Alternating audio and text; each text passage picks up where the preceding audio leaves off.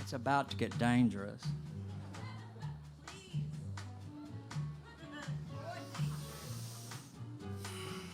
Dad was going to be honored in Chicago. It's 1971. I'd never hitchhiked, and I was afraid to get in and out of cars with strangers. Duh. But I decided he couldn't afford for me to go, and I, by God, stuck out my thumb in front of the Dallas Market Center. I was so scared. And I got a job, and for 2 hours, I waited, and then for $2, I got all the way to Chicago. I was hooked. Everybody was lovely. I got there. Daddy was thrilled. When I got to Chicago, he was really being honored along with a lot of really great people. And I was introduced to this one man who had buried the famous torch singer Billie Holiday, who at the time had only been dead maybe 15 years. He was an African-American man. I'm sorry I don't know his name. There's no way I've been able to figure it out. But he offered me to sit down and smoke a joint with him. And even though I really never really been crazy about, marijuana, and my father was very disapproving, I thought, you know what? I am not saying no to smoking a joint with a man that buried Billie Holiday. So I sat there and got high with him and asked him about Billie Holiday and what it was like to kiss Billie Holiday, and he's told me about Billie Holiday's breasts. I mean, it was a man conversation. And I thought, I think I'm starting to feel young. I just really honestly had not had a chance to feel young after that story I told you earlier. Gosh, I bet you wonder which story I'm alluding to. And so my father, I must say how much I loved my parents, the way they just absolutely gave me so much rope. I told my father I wanted to just hitchhike on to Toronto and Montreal, and he just gave me $60, and he gave me his blessing. I'm sure he was worried, but he never told me so, and I did. Here's what I would do when I would go now hitchhiking into the thing, because this launched into a whole new era of my life. Anytime I would get to the town like Toronto and then Montreal, I would call the police department. I'd ask to speak to the vice squad. And when the vice people came on, I said, I know this sounds crazy, but I'm looking for the gay bar, and I know you know where it is. I'd be so grateful if you'd tell me where the gay bar is. And not one time did the vice police ever fail me. They always were nice because I was polite. So I end up at this bar in Montreal, and I meet this handsome French-Canadian director, and he directed what they called underground films, if anybody remembers those. And they weren't supposed to make any sense, and they were shorts, and they played in art theaters, and they were all senseless, and they were for stoners. You'd drop acid and go, oh my God, look, it's melting, So now this guy takes me on to New York. So now I'm in New York with this handsome French-Canadian, and he wants to cast me in his movie. And, of course, I'm thinking this is going to be a real serious role. I don't mean Macbeth, but I did think that it was going to be more than what it was, and here's what it was. Apparently he had some pull, and if you know New York at all, Fifth Avenue, there's the New York City Library, and across the street, I think it is Lord & Taylor. And he had gotten some sort of clearance that at 7 in the morning, for God's sakes, they had it up there, and I found myself now in a turban, in a big basket, being lowered from a window at Lord & Taylor onto the sidewalk below, where the sidewalk was covered wall to wall in lemons, and there was a mime dancing on the lemons. So I'm like lowering, and when that was over, I thought, I don't know about this guy.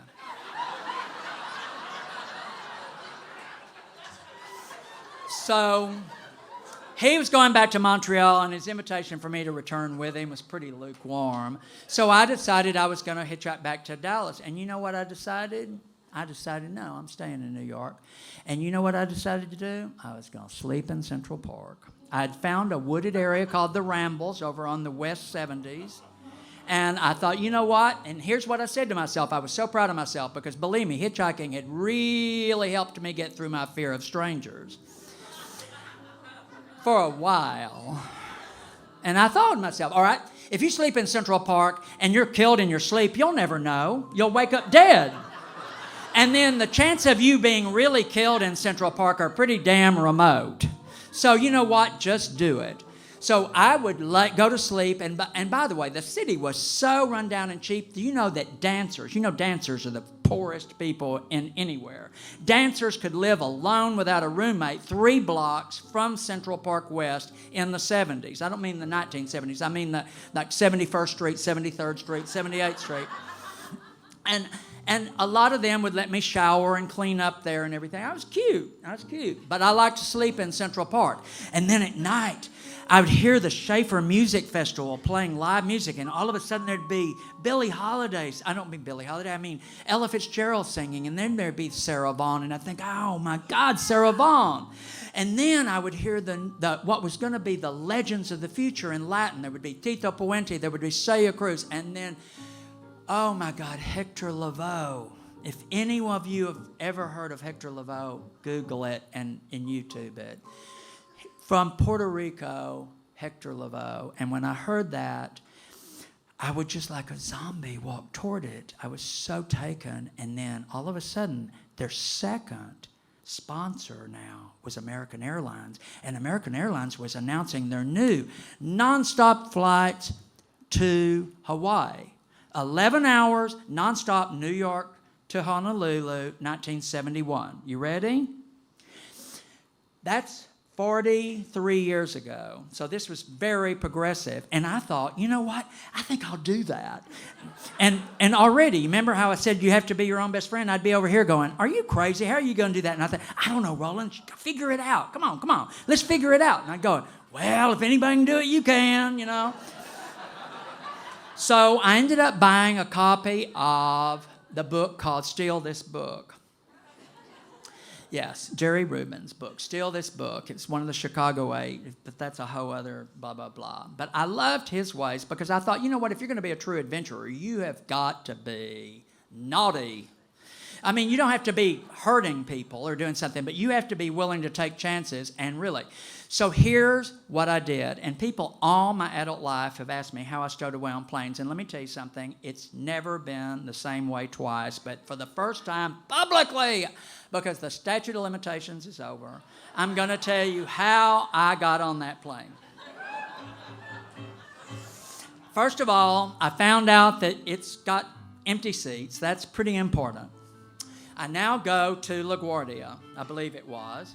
I check my bag, and here's the deal. My bag was a duffel bag that's full of stuff, of course, my stuff, and it's just, the zipper had broken, and I just tied it with ropes and everything, but that was going to play into my scheme. So I put it in a locker, and then I go in the restroom, and I sit there in a stall for hours. No jokes, please. I just sat there and waited, and sure enough, just like Jerry Rubin said, a guy sets down a case with his boarding pass on it. Well, his pants are down, mine are up. Bam! I'm out of there. And then, you know, nobody knows when I've walked out. He doesn't know what I look like and everything. And, of course, I immediately changed shoes because I was afraid that he was going to think I had that. He'd recognize the shoes. I go and get my bag, and now I hide. The whole time I'm hiding now behind this pillar, looking at that counter where they're checking it in for this nonstop flight. And I think, oh, my God, oh, you've got to wait until the very last second. And finally, somebody runs up and everything, and they put the thing down the chute and everything, and I think, and she does the last, you know how they do that? They put the chute, you know, the things right down the chute, you know, instead of checking back there. And I wait till the very last minute, and then I run, and then I fall purposely, and everything spills out. It breaks away just like the pasties on a good burlesque show. And bam, everybody is so nice, and I'm going, oh, please help me. I've got to make this plane. Everybody's helping me stuff all this stuff back in and tie it and everything, and they send it down and everything, and then I hand them my boarding pass, and they say, and your ticket thing, and I go, oh, my God, my ticket's in the duffel bag. I mean, when it fell, everybody stuffed everything in. Oh, my God, it's in the plane. And they're sitting there trying to decide what they're going to do. And here's when, I'm not proud of this. Oh, yeah, I am over here. I'm not proud of this. Oh, yeah, I am. I had to have a story, and here was the story. At that time, they were sending people that were in the armed services who were fighting in Vietnam, and I know Mike Pugh's out here somewhere, and he knows what I'm talking about. And they would send them for 2 weeks, what they called rest and recuperative, R&R, to Hawaii. And I said, my brother is expecting his wife to be meeting him there for R&R in Honolulu, but what he doesn't realize is that his wife has run off with his best friend. And he's meanwhile been struggling with heroin, and I just know, he'll kill himself if I don't get on the plane. And so they're calling everybody, and they're thinking, well, make sure that when he gets to Hawaii, that he has somebody escort him, and they'll open the bag and they'll get the ticket. Okay? So all of a sudden, I'm walking on to get on the plane, and I'm handing them my boarding pass, and I can hear in the distance some man going, I had a boarding pass, and all this kind of thugging. And meanwhile, I just sort of slip under the same way as if I was passing chocolates.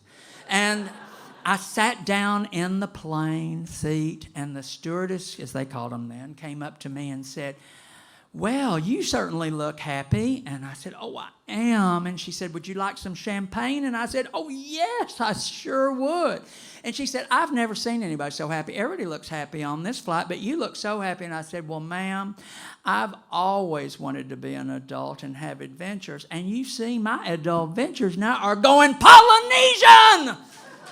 Go get a drink. I'll see you on the next act.